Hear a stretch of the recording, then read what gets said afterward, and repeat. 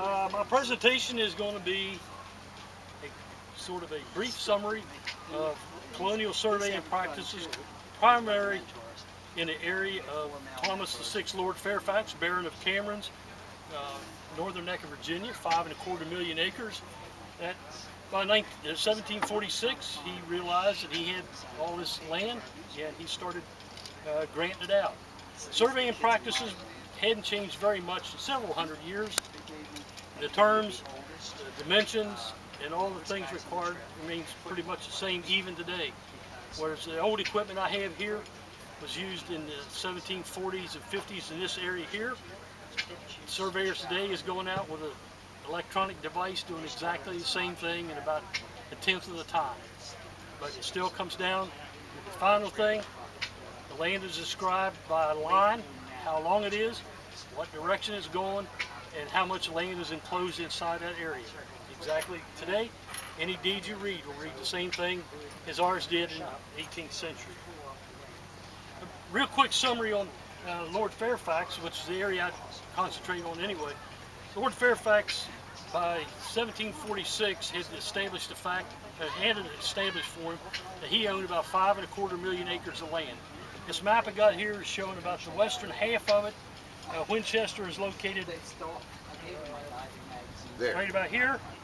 So everything this way is to the east and this is to the north. That was a good guess. Lord Fairfax, once he realized he had all this land, needed to put it to use. It's going to do nothing just laying there. So he started doing land grants. Probably his most famous surveyor that worked for him was George Washington. Unfortunately, George Washington probably didn't do as many surveys as most people credit him for doing. But he did work in this area somewhat. His first excursion out here was in 1747 with a surveyor by the name of James Ginn. James Ginn came up into the western part of the country doing surveying in April of 47, 48. George Washington was about 16 years old. George only took it for about a month and hightailed it back to the civilized end of the northern neck and stayed there for quite some time. However, later on he did pick up his surveying again and did it for probably about 5 years as a steady occupation, and even became a surveyor of the county of Culpeper, Virginia. So he did practice it. Up in this area here, I have found documentation of at least 22 separate surveyors that worked in this area from about Ashby's Gap all the way out into the Cumberland, Maryland area, out into the farthest reaches of the neck. So there was quite a number of them. Lord Fairfax would, first of all, he would give what was called, you would submit an entry. An entry is nothing more than saying, I would like a tract of land. And you would maybe say, I would like to have it on the North Branch or on the South Fork or whatever, or you may just say, I would like to have it. This would go to Lord Fairfax's land office, which by this time is being located down outside Winchester, a place called White Post. If you were able to come up with what was called the composition money, then Lord Fairfax would issue what was called a warrant. A warrant would be given to a surveyor, giving him the authority to go out and do this land survey.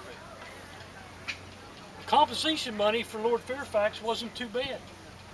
You were paying somewhere in the neighborhood of about 10 shillings for 100 acres. He was giving land out at the rate of in 200 to 400 acre tracts. Some of it today would be worth millions of dollars depending on where it's located. Some of it would be sold by the square foot now in certain areas. So, but it was very affordable. Pennsylvania was charging as much as 13 pounds for an acre. So where do you think people are going to come to settle?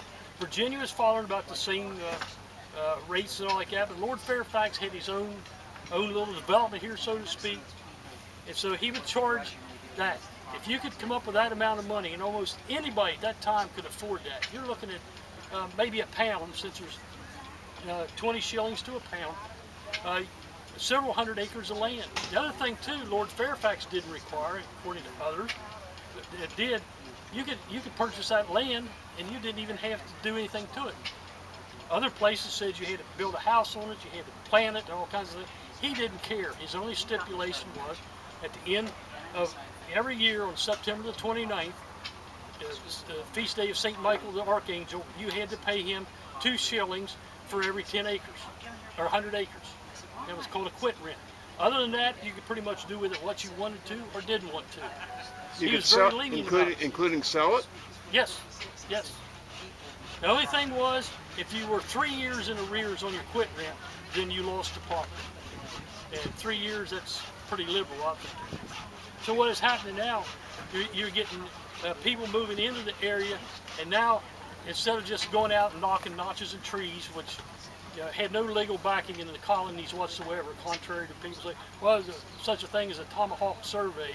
That was a walkthrough. It had no legal backing until it had been done by the surveyor, it had been recorded, documented, and whatever fees and so on like that was associated with taken care of. So the surveyor now would take his warrant out into this area wherever he was supposed to go, and he would take a survey party, 3 or 4 people perhaps. The good surveyor, being shrewd, would often use the family members that he was surveying for, because guess what? You didn't have to pay them. Certainly George Washington stated that on a good day he could make 1 piece totally a day, which is over a pound, which is pretty good. A surveyor in the 18th century could easily make more than a lawyer. You know, they have to work 5 or 6 months out of the year. So anything you do to save this money would work well. It's often stated that Washington worked for Lord Fairfax. He didn't. He was an independent contractor. All the money that he made didn't come from Fairfax. It came from whoever he was doing the surveying for. So you would have to go out and locate this area. A lot of times, if you've already been there, and there's a thing that you hear a lot about George Washington. Lord Fairfax seemed to favor the young man quite well. He would give him tracts of land and portions that had already been surveyed, or the nice flat ground with no trees, no mountains, no rivers, no snakes, no nothing. While the rest of us may have to contend with such things as that mountain over on the other side. I think maybe Sally Fairfax may have had something to do with that. Anyway, I digress. So you would go out and pick a spot. Sometimes it would be we're going to start right here. Kick out in the ground, set the compass up. The compass is what's used to find the direction of the land. It's not like a compass heading, like if you're sailing a ship or something.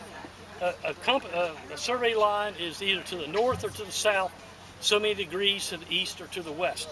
So what the surveyor would do, he would go to where it's going to start. If he knew where he wanted to go, he would set that course. If not, it was just out in the middle of an open area someplace, he'd pick a direction to go. Ideally, we tried to make the lot be 3 times as deep as it was wide.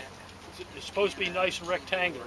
Well, after a while, he found out that's not going to work because you got all kinds of cliffs and all kinds of things. But he tried to make it about a 3-to-1 rectangle as much as possible. So depending on how he wanted to line, the next thing he would do, he would send his pilot and his chainman and his line clearers out ahead of him and keep him on a direction. They would clear the leaves and sticks and things out of the way, and that's one of the reasons why the Colonial Surveyor, right about this time of year, we'd be starting to do surveying. Because it's starting to get colder, the leaves are starting to come down, the bees and snakes are starting to go away, and most importantly, the Indians are starting to go back west again. The Indians didn't like us. They called this thing the land stealer. Because when they saw the surveyor come in, they knew who was coming behind us. So we had to be real careful. It wasn't unusual for survey parties to be attacked and intimidated and all kinds of issues like that. So it's another concern we had. So then the distance, I'd have 2 people in my survey team. Its job was what was called the chain. This is the chain. It's 33 feet long, and this is what was made, the distance it's measured with. It's called a 2-pole chain, or unit of measurement we used was a pole, which is 16.5 feet. It takes 330 poles to go a mile. So if I wanted to measure a mile of this tape, this chain, I got to put it on the ground 330 times, or 300 times. So think about that. You're going out maybe a 400 acres, it's about 5/8 of a square mile, so there's a lot of distance to cover through all kinds of rocks and so on. So the lead chainman would take these are called chaining pins, chaining arrows. He would pull the chain to the very end as far as he could go, stick this in the ground. The the back chain would come up to this point and just keep going and going and going until they got to wherever the line was going to stop. And the surveyor would write that distance down in his field book. Kind of looked like this. And his notes would say such things as direction, how many chain lengths, how many poles. We usually use poles now in the colonies on account of chains with two different types, and keep notes of them. Another thing we'd note, where a stream crossed the line. George Washington did a lot of surveying up in the western part of this area on the South Branch River.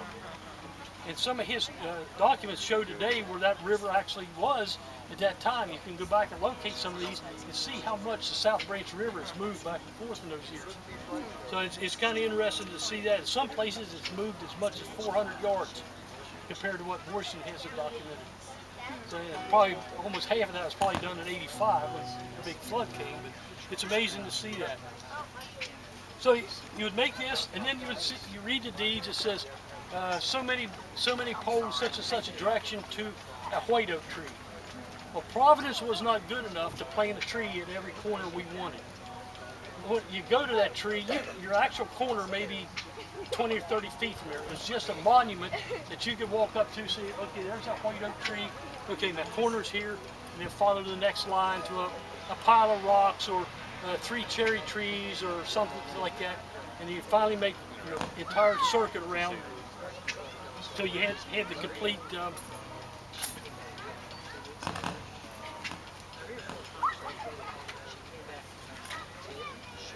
you completed the survey and made your documentation. That pretty much took care of the field work. Then the surveyor went into a tavern or a room or wherever he's going to be and would draw that plan up. And this is one where this is 5-sided. Some of them had many more sides than that. Most tried to be 3 or 4 or 5-sided. And he would use this to calculate the area. If Lord Fairfax told me that I was supposed to survey 400 acres, what I would try to do is get that 400 acres. I was only allowed a difference of about 5%. So I could be under a little bit or over a little bit, but it had to be pretty close.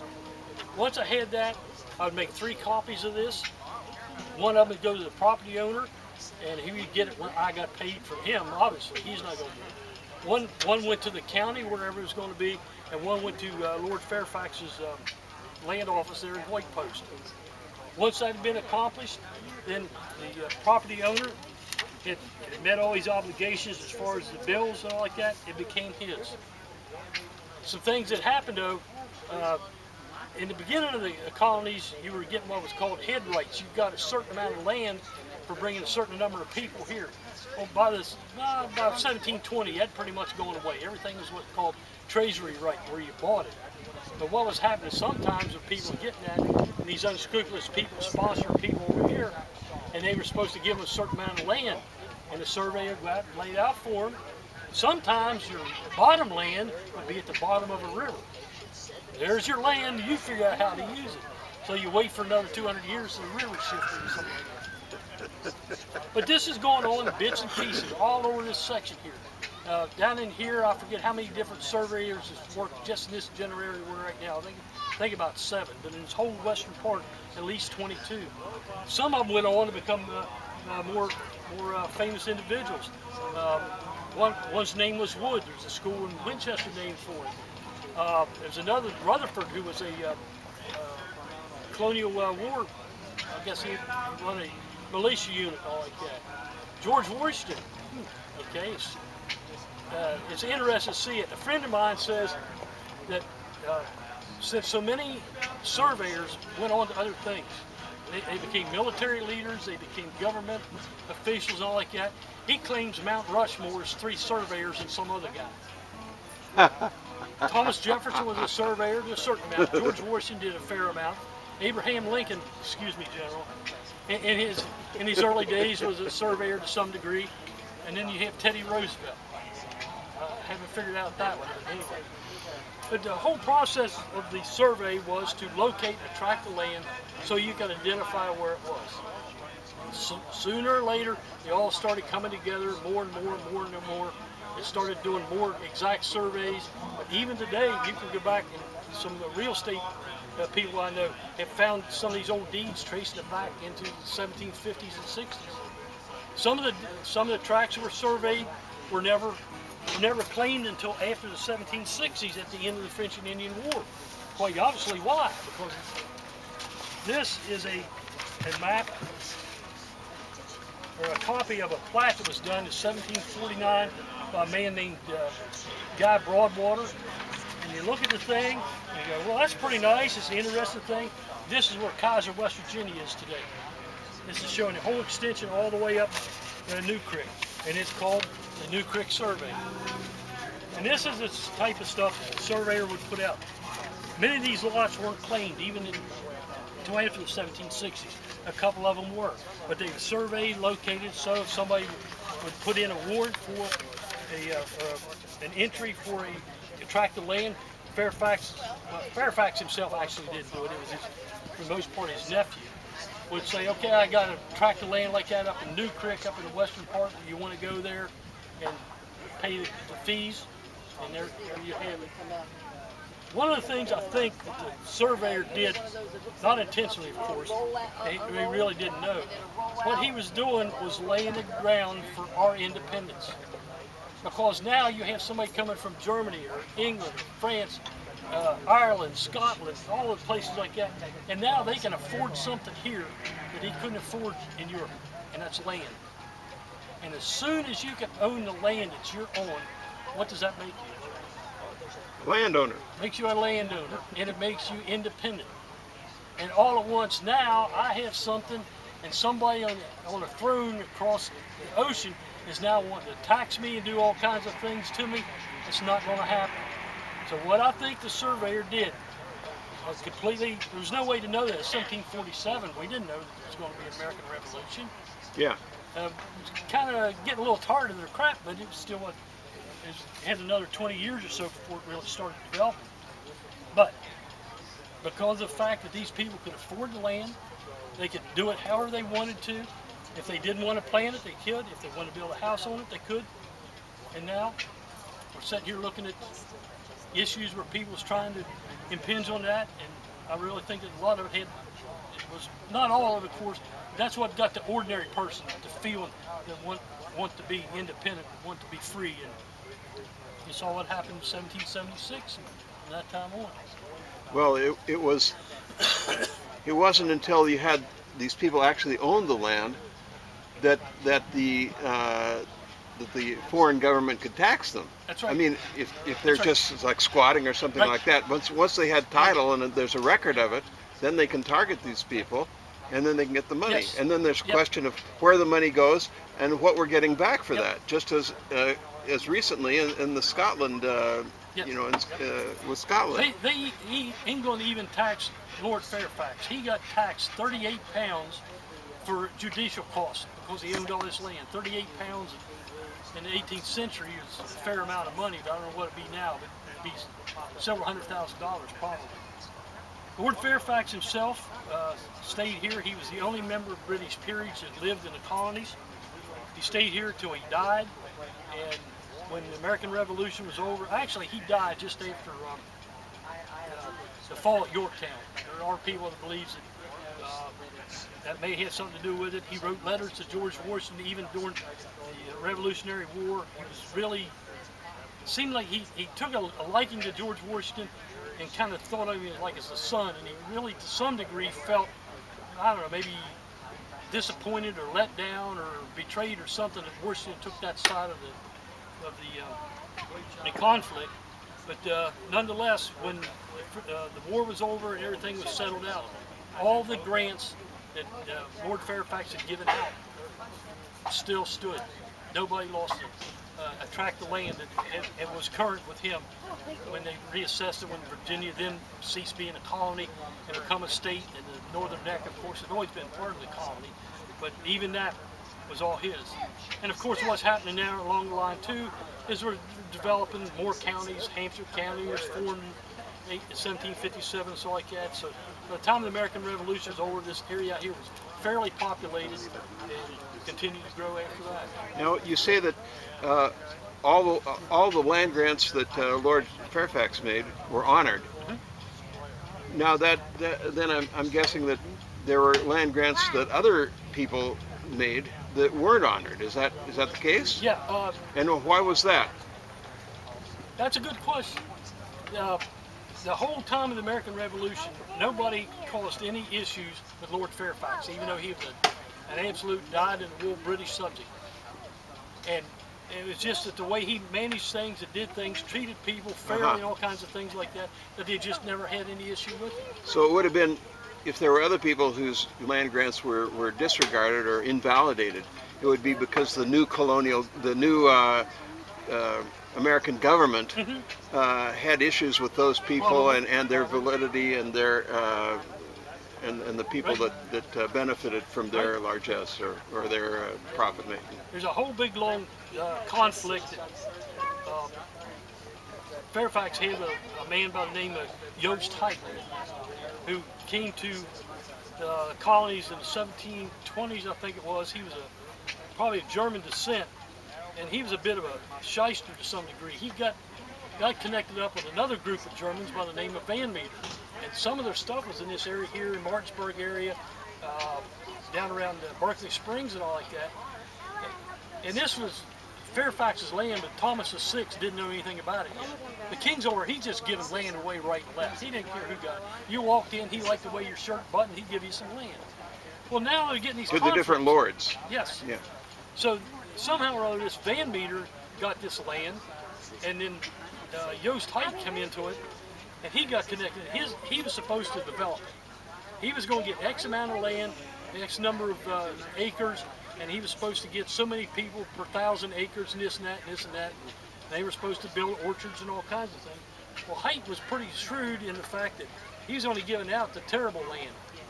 And again, river bottom? No, bottom of the river you get. Well, now all at once Lord Fairfax comes along in 1746 and 47 and says, wait a minute, that's my land. That was granted way before yours was.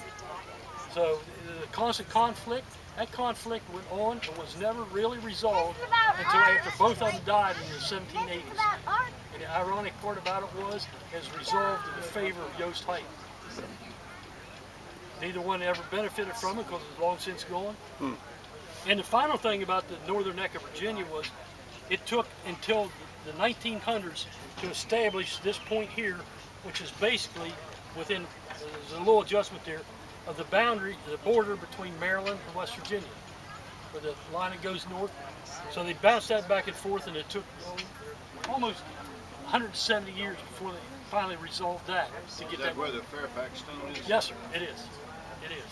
Now, when you refer to the northern neck of Virginia, are you referring to what is now known as the northern panhandle of West Virginia? No, sir. No, sir. What was the northern neck? The northern neck of Virginia, and I'm sure you're familiar with the Rappahannock River and the Potomac River and that neck of land that goes down between it.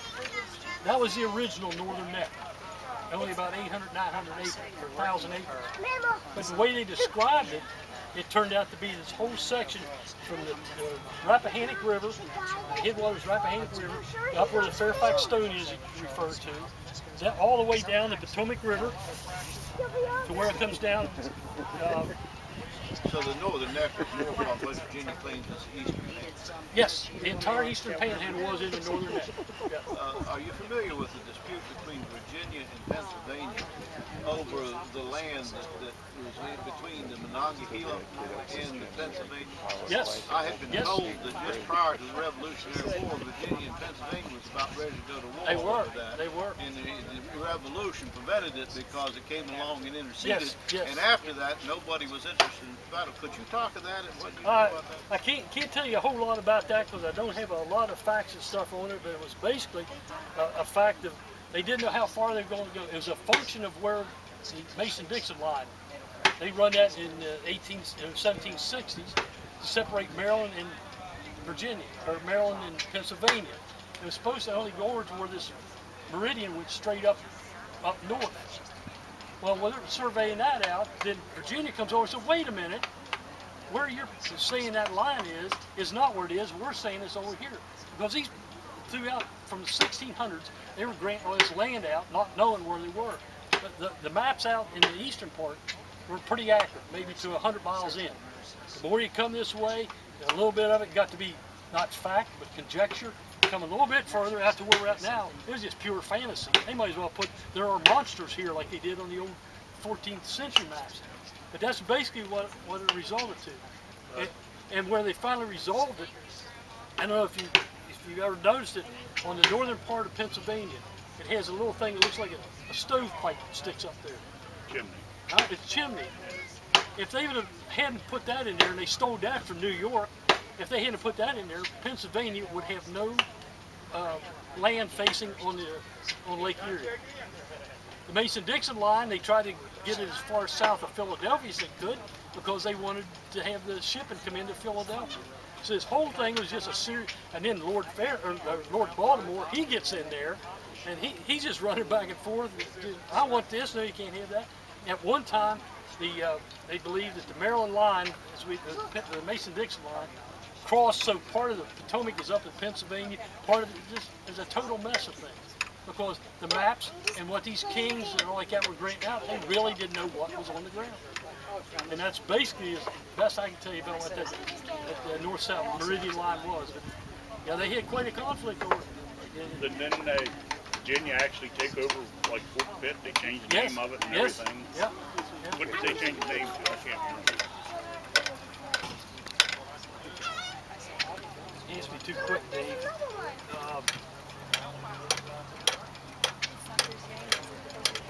No, that's when the French. Yeah, it was Duquesne, the French had it, and the English turned it to Pitt. Fort Prince George, that was Fort Pitt, Named on after Virginia. the governor of the colony. I can't remember, was it Fort Dunmore? Yeah, it might have been. Yeah. That's Yeah, they it. changed it. So the whole land thing was until you get more accurate maps and so like that. And the surveyors did that. They would take our plats that we did, put them together and develop those into more accurate plats because we're doing smaller sections at a time. And they're going to be more accurate instead of some great big. That's over there 7 miles and that's 6.8 walk along. And we're pacing distance and all like that. We're more precise. Nowhere near as precise as they are today, of course. But that's how it kept progressing, and we did eventually end up with what we got now. So that's pretty much, in a summary, what the 18th century surveyor would do. Now, you have these chains, and they're all, of course, everything back then was handmade. Yes. One surveyor.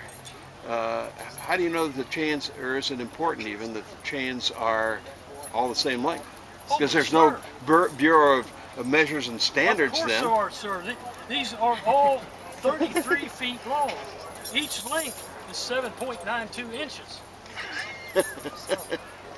Now, first of all, look at how many joints is in that. Yeah. You use that thing through a couple of months, even just a little bit of wear. That thing is probably going to be 4, 5, 6 inches longer. You bet.